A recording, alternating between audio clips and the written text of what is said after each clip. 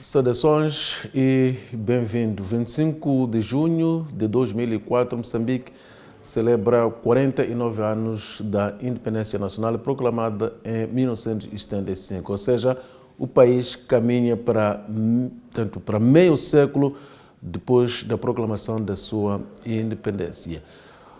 É um período longo marcado por vários acontecimentos, sendo que o sonho continua por realizar. Falamos do ponto de vista da prosperidade e da paz efetiva para todo Moçambique.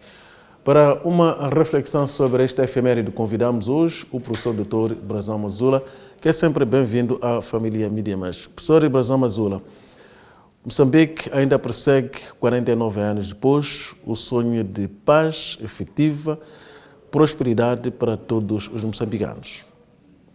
Que análise é que faz destes 49 anos da independência nacional? Bom dia, sou Boaventura Manjato. Bom dia à Mídia Mais e aos telespectadores deste canal. E aos ouvintes da Rádio Mais também. E aos ouvintes da Rádio Mais. Muito obrigado pelo convite. No momento em que vamos celebrar mais um aniversário da independência nacional, destacando, como disse o Sr. Boaventura, 49 anos. Falta-nos um ano, se Deus quiser. Estamos no próximo ano a celebrar meio século da nossa existência como povo independente. Né? O que dizer? Primeiro é que é uma alegria sermos um país independente. Depois de 500 anos de escravatura, terrível em todos os aspectos, alcançar a independência não só é uma vitória como uma alegria. Por isso, o primeiro aspecto é salientar esse aspecto positivo da independência, saudando todos aqueles que ofereceram as suas vidas, a sua juventude. Outros morreram para que esse país fosse independente. O segundo aspecto é que os 49 anos ainda, como diz, são desafios para Moçambique atingir a prosperidade, né? Que ainda estamos longe para atingirmos a paz duradoura. Houve momentos nestes 49 anos de sonhar com paz duradoura. Lembro-me com o Acordo Geral de Paz de Roma, depois houve outros acordos internos, mas todos sonhando com paz duradoura que não conseguimos alcançá-la, né? Mas havemos alcançar um ano. Também aproveitar, saudar a todos aqueles que se empenham ou se empenharam na boa vontade e na convicção pela paz. Hoje temos o desafio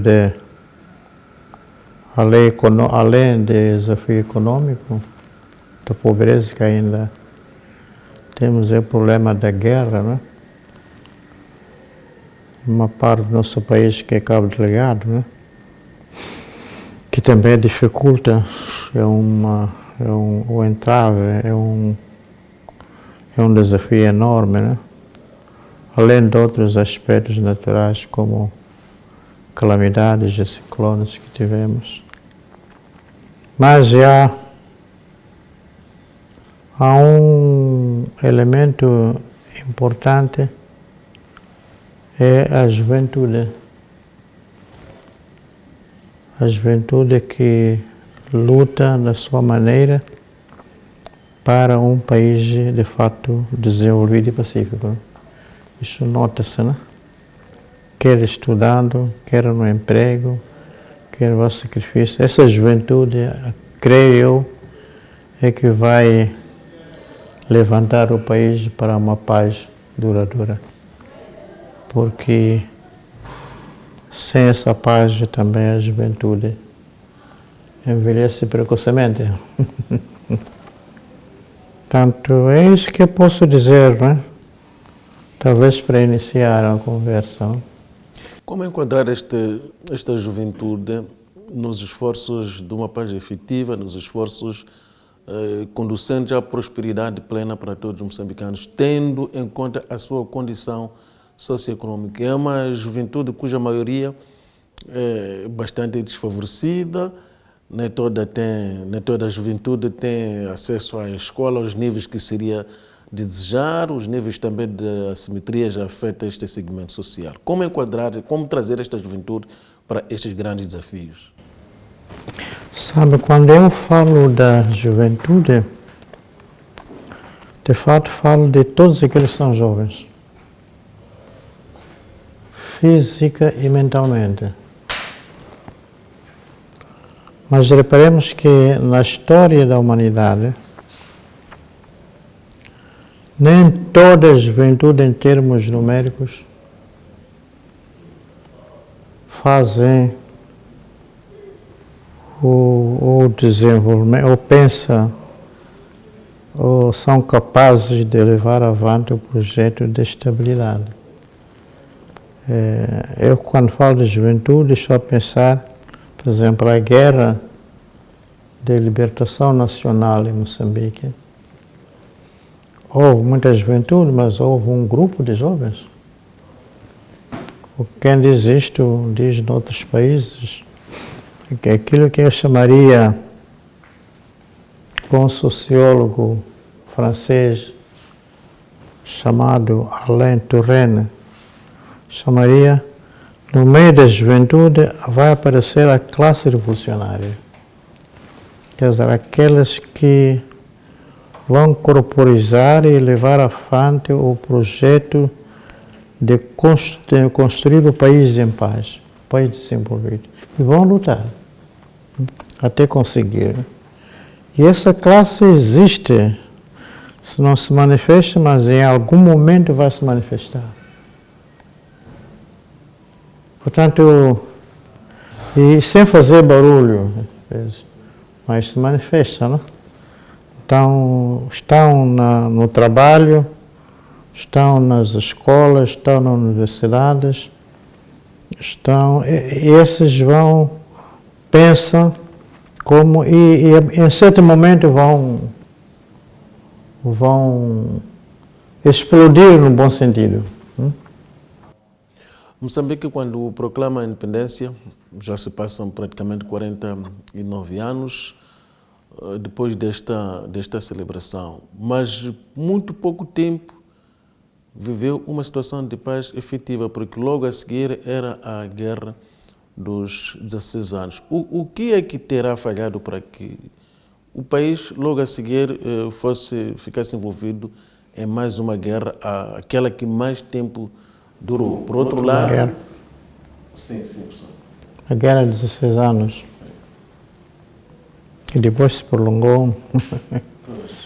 E hoje temos ações terroristas na província de Cabo Delgado. Sim, acho que... Vamos lá ver se ultrapassamos essa fase, né? Mas o país tem muita dificuldade na área política de conviver com o outro que pensa diferente. Muita dificuldade. Enquanto não ultrapassar essa dificuldade e assumir que quem pensa diferente não é necessariamente inimigo da pátria, nós vamos ultrapassar. Esta dificuldade prevalece? dificuldade prevalece ainda, em menor ou maior escala, prevalece, né? Por exemplo, eu não estou a falar agora a questão de cabo delegado, que é outra perspectiva. Por exemplo, a exclusão social em vários setores é tradução dessa dificuldade de conviver com, acolher quem pensa diferente. Então, a solução fácil é excluí-lo das oportunidades, até do lugar. O extremo, nós chegamos ao extremo até de matar com os esquadrões da morte, né? Moçambique, nesses últimos anos, utilizou os esquadrões da morte para matar aquele que pensa diferente. Então, isto é eu costumo dizer que é uma pena de morte encoberta, não? Portanto, não legalizada, mas está. Então, nós temos dificuldade ainda politicamente, de acolher e conviver. Reparem que o Acordo Geral de Paz, no protocolo 1, ele dizia, o protocolo fazia referência que é momento de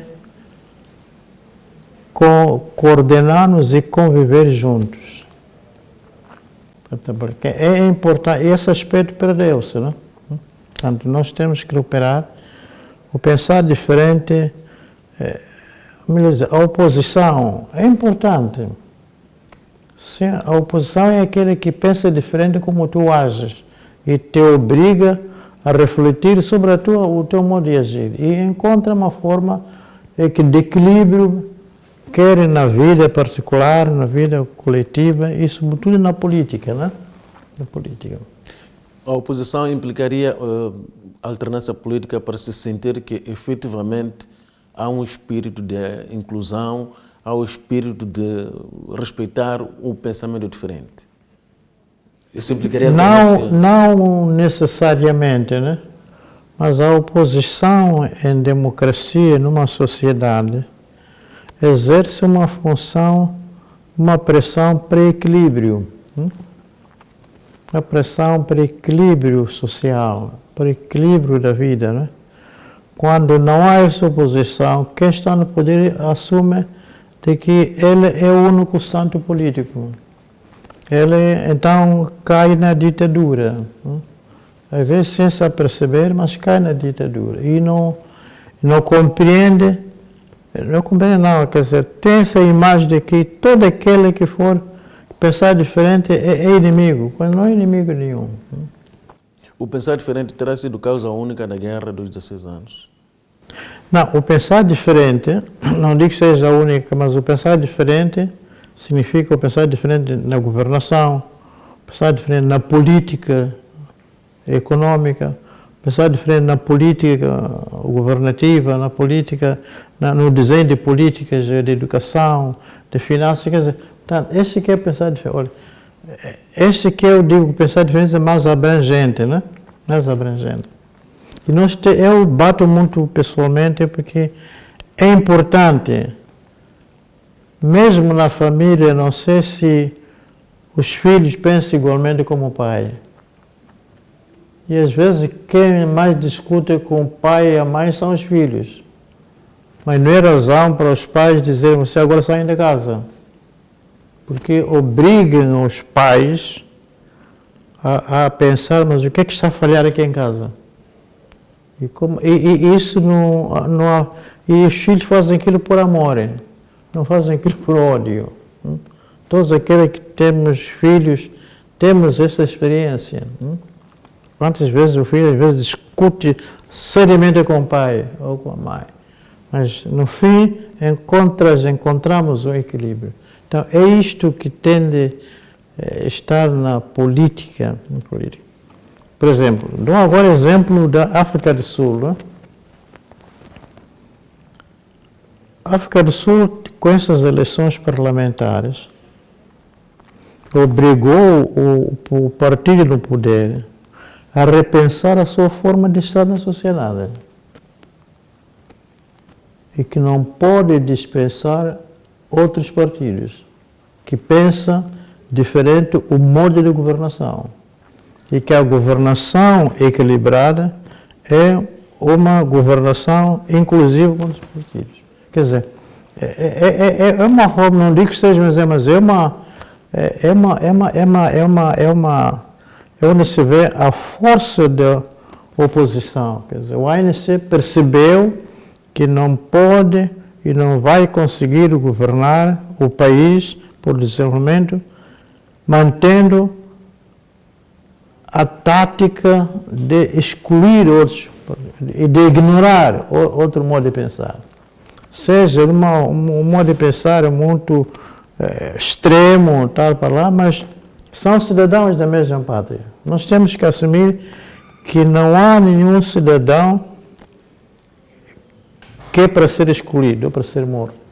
A grande diferença entre os dois contextos, ou seja, os contextos moçambicano e sul-africano, está no facto de, enquanto em Moçambique o recurso tem sido o uso de armas, a nível da África do Sul, o recurso, portanto, para esta luta tem sido uma via mais pacífica, tem sido uma via de dialogar. É mais dialogante, é mais parlamentar, é mais dialogante, não? Qual é a dificuldade que nós temos em Moçambique de mentalidade. Mentalidade. Nós temos que mudar a mentalidade. As mentalidades não são fáceis de mudá-las, né? Mas temos que mudar, né? Aí é importante os próprios partidos políticos tendem a mudar a mentalidade e depois também a educação. A educação tem um papel importante de formar os cidadãos de que naquela turma, naquele ano, naquele nível, não há nenhum cidadão a mais ou a menos. Apesar de serem desta cor, daquela tribo, daquela região, daquela religião, todos são. Esse mosaico cultural é belo e bonito.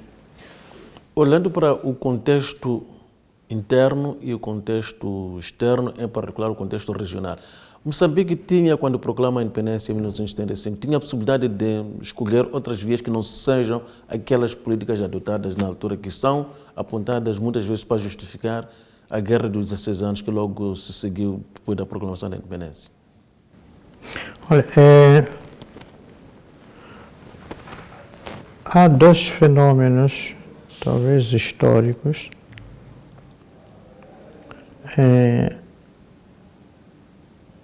o foco central da luta de libertação nacional era a conquista da independência, a libertação da terra e do homem.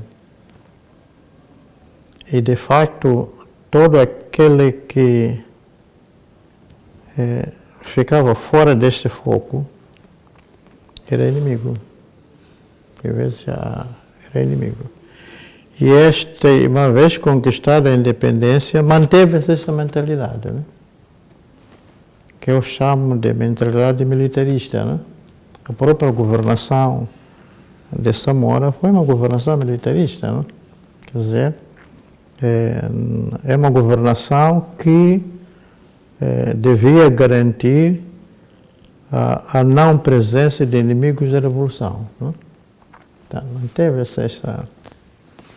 Então, levou tempo, Samora esteve quase 12 anos de governação, mas parece que é isso, né? Tem 12 anos de governação. Nos últimos anos, Samora Machel foi mudando de mentalidade. Quando ia virando para o Ocidente, para a economia de mercado, com o encontro Margaret Thatcher e Reagan. Portanto, era uma virada. Que eu saiba, foi criticado porque ele se virava para este lado, sabendo que em África, e ele diz, por que eu quero desenvolver meu país, não vou desenvolver com os pobres como eu? Então, isso custou-lhe caro, né? Acabou sendo morto, né? Eu acredito que... Não, ainda não são conhecidas as causas. Sim, mas eu acredito que foi morto. não são as conhecidas, mas foi... Morto a nível interno e externo. Tínhamos foi, era o regime do apartheid. Sim, que foi morto pela sua política. Tá. Depois veio o Chissano, né?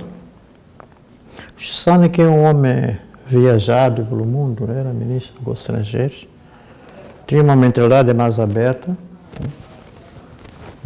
Antes de tomar a decisão, ele tinha este mundo viajado como referência para a sua governação. E daí ser um homem um pouco mais ponderado e calculista, né? Calculista abre. Estou a lembrar-me com o programa de reabilitação econômica em 1987, né? Portanto, que abre a economia. E percebeu que era difícil abrir o país para um mercado de economia e manter a guerra. Mas o próprio presidente Chissano tem repetido que o programa de reabilitação econômica começa a ser pensado exatamente no tempo do presidente Samora. Sim, começa a ser pensado, mas é conseguido já no tempo dele. Tá? Samora morre em 86, né? E em 87, ele foi pensado antes, mas realizado no tempo do Chissano. Pensado antes exatamente com esta viragem para o Ocidente. Com essa viragem para o Ocidente, que já Samora Machel estava com viragem para o Ocidente. E, então, Chissano, no meu entender, percebe que não era possível introduzir a economia de mercado, um novo estilo de governação com a guerra. E ele vai pelo diálogo com a Renamo, não é? A tentativa de diálogo, por aquilo que se diz, também foi feita pelo presidente Samora. Não sei. Não tenho dados. Ouço, né? Mas não tenho dados. Não tenho dados. Porque eu sei que Samora foi pressionado a dialogar, até pelos bispos católicos, mas dialogar com quem? Com o inimigo? Com o reacionário, quer dizer, portanto, não sei, portanto, eu penso que o Chissano compreendeu mais profundamente a necessidade de acabar com a guerra, não é? Acabar com a guerra.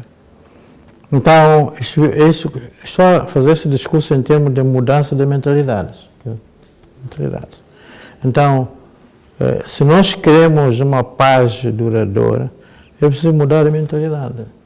O que faltou no Guebuza também fez acordo com o Jacama, mas não houve mudança de mentalidades. Foi acordos táticos para mostrar, porque era necessário garantir também as eleições, etc. Não? Mas não houve mudança de mentalidade. Cada um manteve-se a sua posição. Portanto, para dizer que é importante a mudança de mentalidade para nós conseguirmos a paz. Quando o presidente Guebuza termina os seus 2 mandatos, entra o presidente Nyusi. E hoje como é que estamos, do ponto de vista da mentalidade? Eu diria que o presidente Nyusi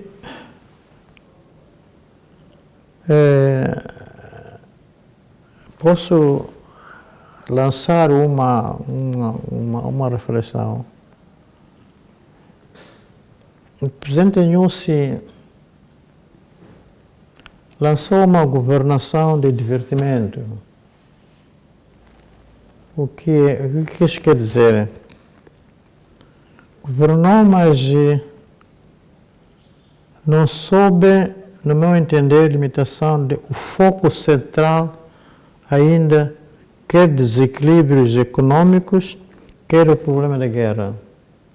Então, optou por uma governação que eu chamo de diversão, né? Quer dizer, foi divertindo a sociedade, né?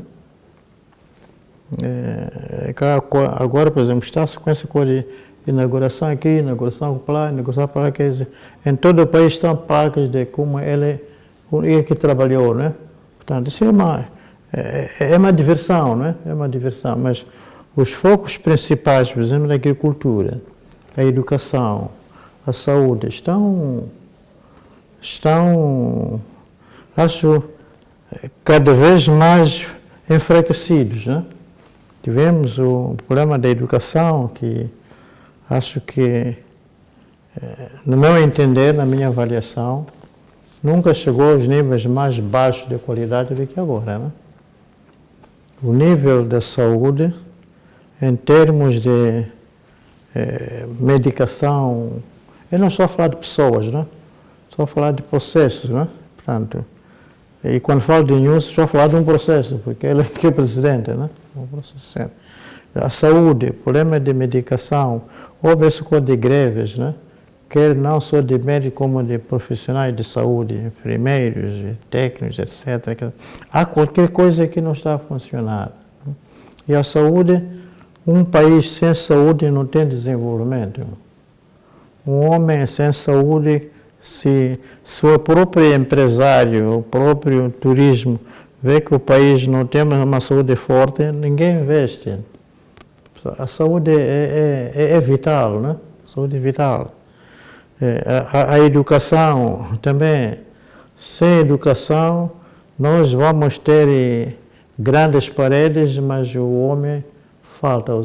Nesta governação, a pessoa humana foi a pessoa menos preferida ou preterida, quer dizer, deu-se mais importância a construções, paredes de hospitais, paredes de tribunais, paredes disso, mas a pessoa humana, onde está a pessoa humana? E a visão de Samora era de educação para todos, saúde para todos. Exatamente. E a custo zero. E Samora tinha uma questão importante, que eu entendo, apesar de ter um braço duro, militar, mas ele gostava muito da criança. Era uma imagem da criança. Portanto, isso que eu chamo hoje de governação de diversão, de divertimento, né? Temos o problema do Sul. Quer dizer, criou-se uma expectativa. Eu não estou contra o Sul, mas a maneira como foi pensado, elaborado, etc., quer dizer, passou pelo Parlamento acho umas 2 ou 3 vezes, né? E na prática, até hoje, já ninguém... Então, acho que faltou a capacidade do setor próprio de dialogar com o Banco Mundial e o Fundo Monetário Internacional. Porque é claro que somos países pobres, né? Qualquer ator externo nos impõe, mas nós temos que ter a capacidade de dialogar, ver quais são as implicações dessa medida, né? Dessa medida. E o Sul para mim, foi um descalabro, né?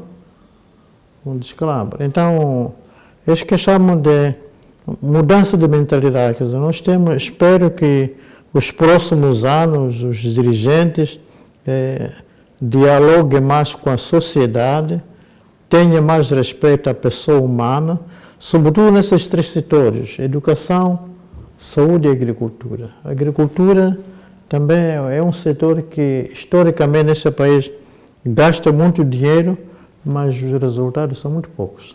De que forma é que o contexto em que Moçambique nasce como um país independente, estávamos cercados, na África do Sul tínhamos o regime de apartheid e na Rodésia do Sul tínhamos o regime de Ian Smith. De que forma isto terá condicionado o país para realizar aquilo que é o destino que desejava que seguisse? Moçambique foi obrigado a ter de adotar as sanções das Nações Unidas que custaram extremamente caro para Moçambique. Foram aquelas agressões, vidas humanas perdidas, a economia também ficou praticamente asfixiada. Sim, mas aí, Sr. Bandeira Manjate, isto justifica as dificuldades que tiver para o desenvolvimento econômico.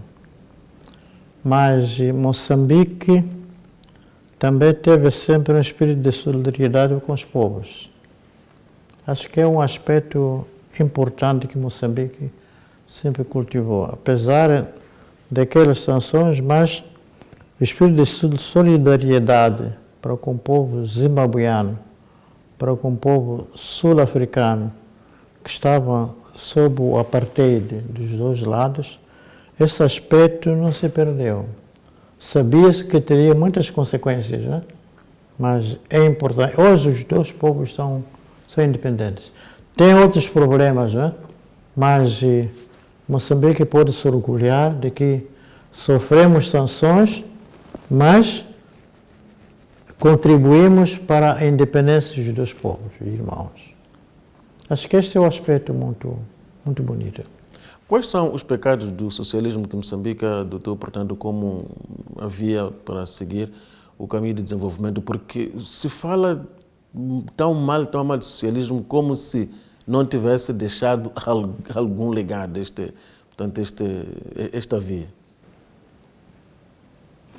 Sabe, Dom Boaventura, numa crítica radical, eu não sei se alguém sabia o que era socialismo. Porque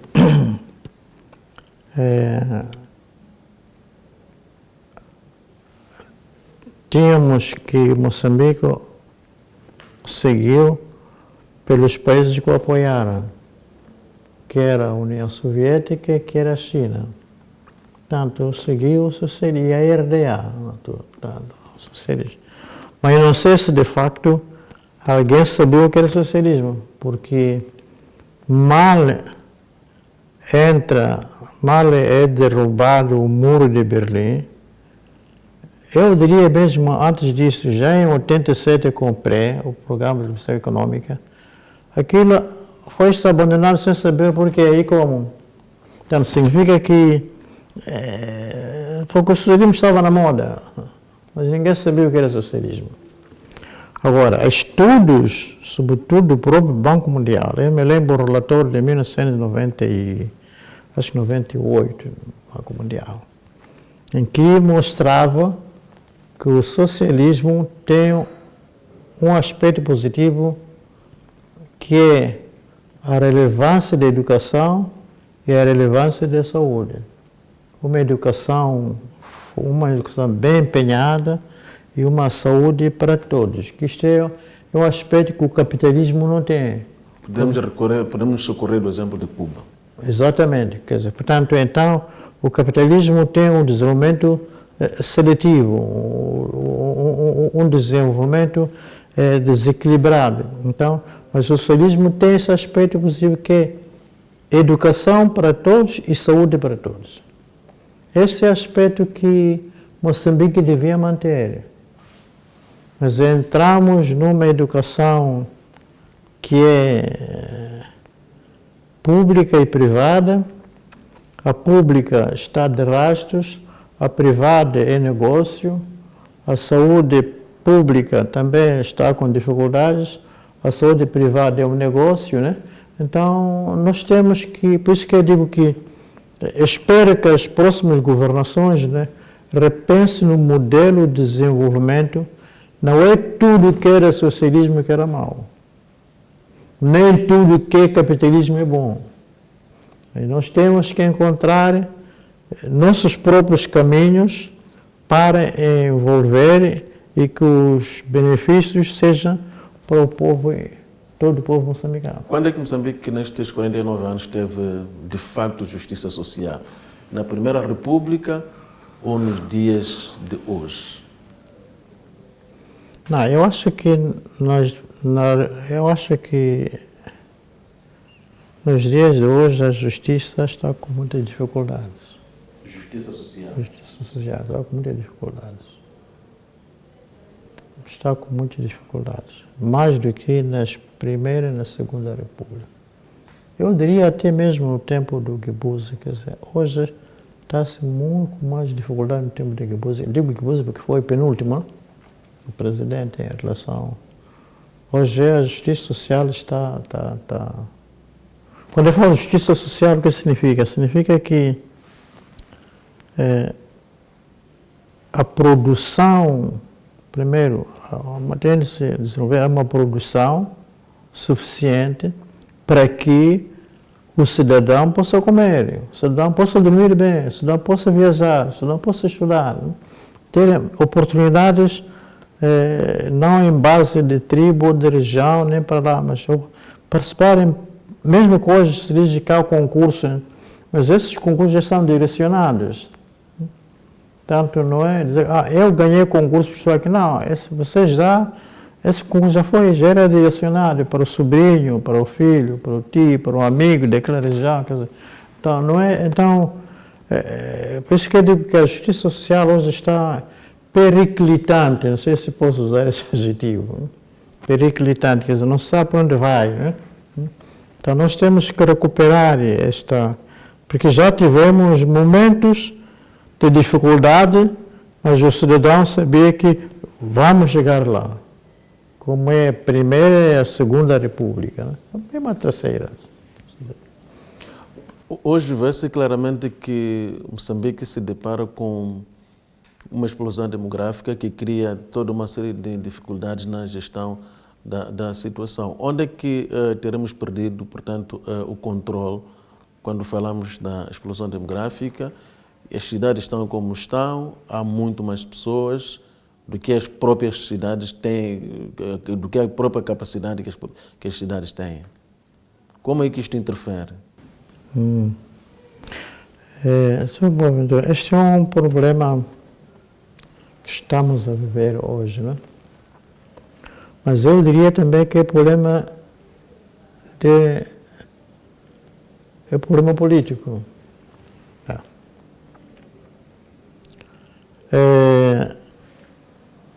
A explosão demográfica em dois sentidos. Uma, são as cidades que estão cada vez mais a receber população, cidadãos que vêm das aldeias do campo. Então, as cidades já não conseguem mais, quer no saneamento, estamos a verificar em toda a cidade, Beira, Nampula, Maputo e tal, etc.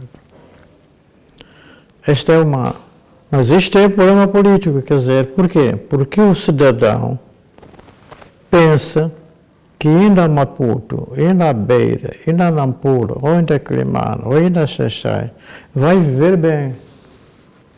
Quando chega lá, ainda a situação é pior que lá onde estava. Como resolver isto? Há estudos. Eu dei aulas de mestrado na Faculdade de Agronomia sobre desenvolvimento rural, em que estudos mostram que é necessário começar a levar as indústrias diversificar, não concentrá-las só nas cidades, também para as aldeias. Então, o homem, porque levando a indústria para as aldeias, fora das cidades, o cidadão vai lá por causa do trabalho. Mas aqui não, aqui as indústrias, grandes fábricas, querem ficar na cidade. Então, esses são os chamarizes do cidadão para cá. E aumenta mais a pobreza, porque o custo de vida fica alto, não é? Portanto, por isso que eu digo que é uma questão de política de desenvolvimento. Moçambique tem 30 milhões de habitantes. Um pouco mais. Um pouco mais, 33 milhões de habitantes. Mas se o senhor andar fora do avião, daqui até Beira, Quelimane, Nampula, Lixinga, Cabo Delgado, há de verificar que o território é enorme, ainda está desocupado. Que o território é maior do que a densidade, do que a população. Portanto, é uma questão de política de desenvolvimento, como levar a que as fábricas e indústrias se prosperem, quer dizer, se multipliquem pelo país e esses sejam chamarizes do cidadão. Por exemplo, a primeira vez que eu fui a Gorongosa, quando esteve lá o presidente Jacame Santos Gira, depois, a segunda vez, eu fui convidado pelos padres para ir a Lixinga, passamos Nampula, Gurue, aquela altitude para lá. Queria uma paisagem verde, natural, mas não aproveitada. Por que não levar algumas fábricas, mesmo essa coisa da agricultura, indústria para lá, e povoar aquilo e, ao mesmo tempo, incentivar a produção agrícola? À volta da produção agrícola vão surgir indústrias de agroprocessamento, vão surgir indústrias de transformação de produtos, etc. Quem diz isto, fala da Macura, fala que outras partes, Houve aquele projeto que o Samora fazia lá em Gura, em Cabo Delgado, né? Quer dizer, então, era esse tipo, por isso que eu digo que a explosão demográfica é relativa. É relativa. Nós temos que desenhar políticas de como aproveitar esse mão de obra que ainda não é muito em relação à superfície do território e podemos resolver muitos problemas. Agora, se nós pensarmos só em Maputo, Beira, Nampula, não. Portanto, quando volta novamente a mudança de mentalidade de governação, a mudança de mentalidade para projetar o desenvolvimento, a mudança de mentalidade de onde estar, o cidadão deve estar, onde há trabalho e onde pode produzir e trabalhar. Moçambique celebra mais um ano de independência num contexto de certa instabilidade numa das zonas do país, sobretudo na província de Cabo Delgado, região afetada pelo terrorismo. O professor Brazão Mazula haveria de sugerir alguma terapia para se ultrapassar esta situação?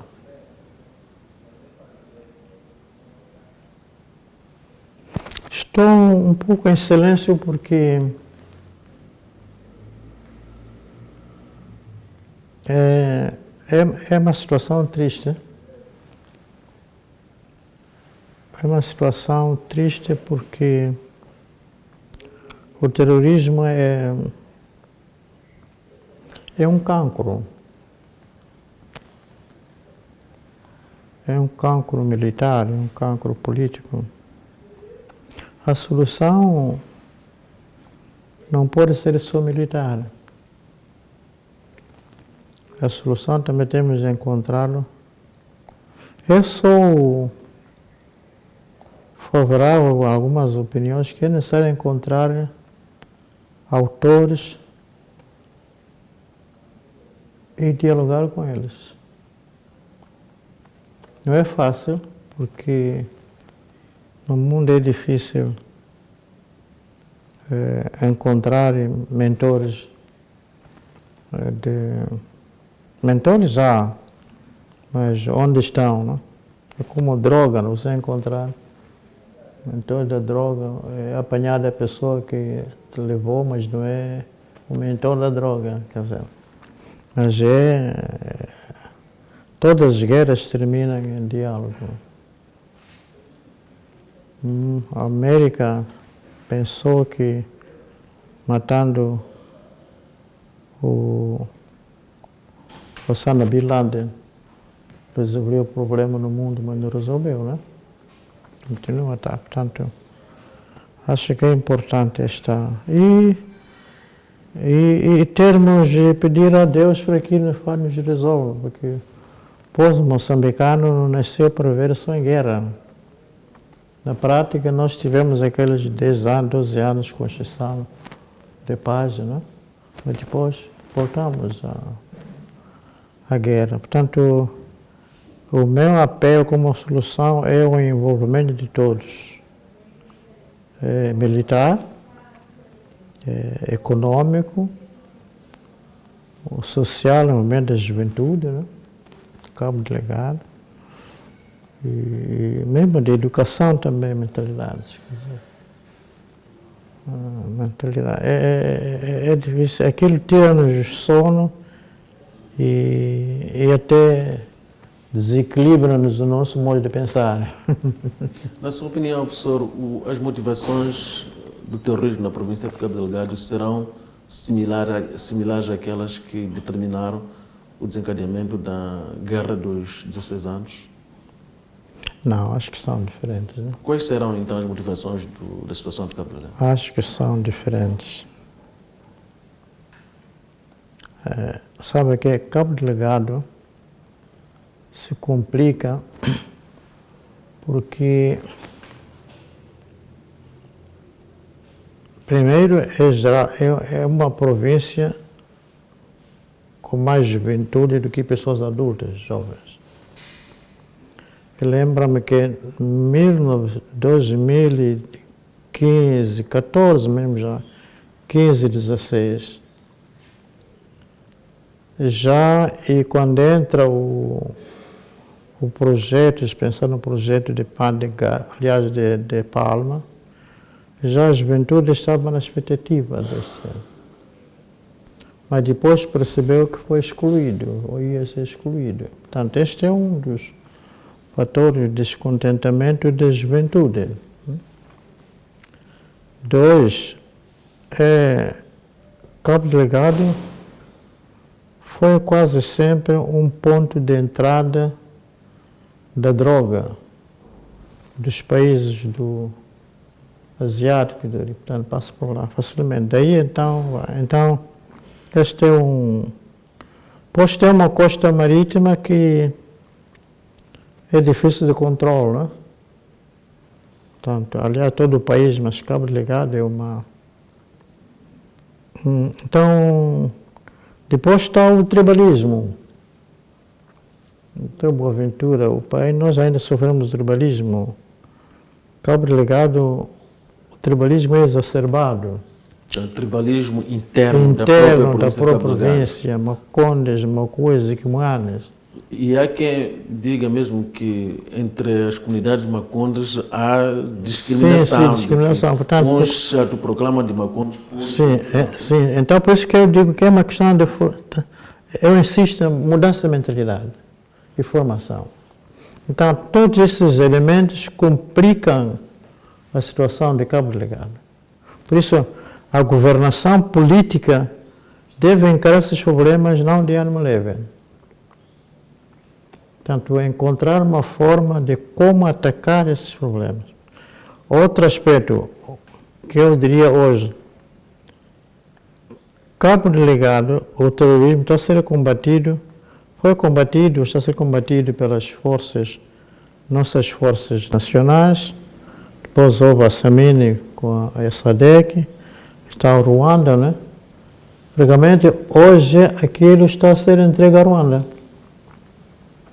Eu estive a ver também agora pela internet, quer dizer, a União Europeia vai injetar mais dinheiro à Ruanda para poder estabilizar a situação de Moçambique. Quer dizer, onde são as forças armadas moçambicanas?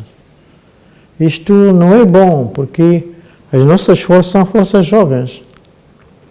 Claro que há uma obediência militar, subordinação militar, mas nós moçambicanos sentimos, né? Quer dizer, por que não apoiar financeiramente as nossas forças moçambicanas? Financeiramente e também materialmente. E vai apoiar, dar a Ruanda.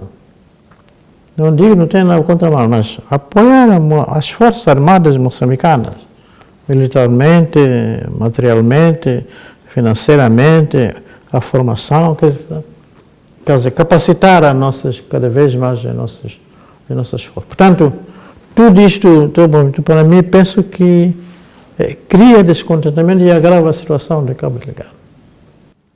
Professor, 49 anos depois, grandes desafios para Moçambique independente. Está a pensar no passado ou não pensar no futuro? Quando eu falei de educação, saúde, agricultura, são desafios. Quer dizer, é preciso... São elementos que vão determinar o futuro de Moçambique. O futuro de Moçambique. Olha, não há exército forte no mundo sem educação, sem saúde e sem comida. Não há nenhum setor econômico do país que pense que pode progredir sem educação, sem saúde, sem comida. Mesmo os setores industriais, é uma ilusão pensar que estamos a abrir estradas, ou estamos a construir hospitais, estamos a construir tribunais, mas onde está a educação? Portanto, a educação, a saúde e a comida são importantes. Esses três são pilares de desenvolvimento para mim. Portanto, desafios futuros é ter esses três pilares: Está como aquele tripé do país: educação, saúde e agricultura. Mas a agricultura é levar a sério, não programas de aventura. Está a levar uma agricultura a sério. Quer a agricultura familiar, quer a agricultura industrializada, mecanizada. E como é que se deve atacar o problema tão badalado da inclusão? Como é que se faz a inclusão? Por esses projetos. Inclusão na educação. Eu fiz uma vez uma afirmação, continuo a fazer essa afirmação, de que a educação pública passou a ser a educação dos pobres. A educação pública passou a ser a Educação dos pobres. A Quando é que isto educação começa? privada passou a ser a educação dos ricos. Quando é que isto começa, professor? Eu não sei como, não é quando começa com as leis que determinaram o ensino privado e a saúde privada. Agora, que é importante a participação da sociedade na educação e na saúde. Mas agora, avaliando a qualidade da educação, a qualidade interna da educação, não é só o ensino geral, o próprio ensino superior. Esses níveis estão abandonados. Então, por isso é que os que têm dinheiro vão para a instituição ou para o privado, para o estrangeiro. Então, nós temos que ter o desafio seguinte da próxima governação é levar o ensino geral, o ensino público, o ensino superior também público, para os níveis de igualdade dos cidadãos. Quem quiser ir para o privado vai, mas não é porque o ensino público é fraco. O ensino público sempre tem de ser o mais forte, é aquele que garante o desenvolvimento de uma sociedade, é o ensino público. Você vai mesmo para a Europa, esses países, sobretudo nórdicos, o ensino público é forte. É forte. Professor, Moçambique, portanto, celebra-se 49 anos da independência num ano bastante especial. É um ano que vai acolher as eleições gerais já a 9 de outubro. Gostava era que o professor pudesse usar pelo menos um minuto para se pronunciar em relação a esta coincidência de acontecimentos.